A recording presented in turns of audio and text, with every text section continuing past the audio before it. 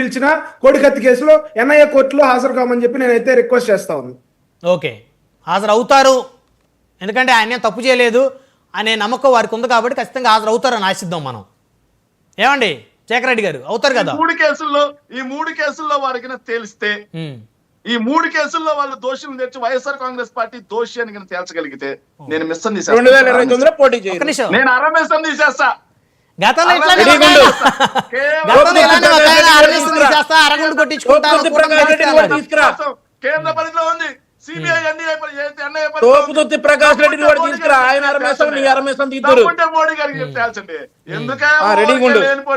అంటే ఇప్పుడు మీరేమంటారు? ఆ కేసుల్లో వైసీపీ దోషాన్ని తేలదని మీ అభిప్రాయం అంటే వివేకానంద రెడ్డి గారి హత్యకి, అదేవిధంగా జగన్మోహన్ రెడ్డి గారికి, అవినాష్ రెడ్డి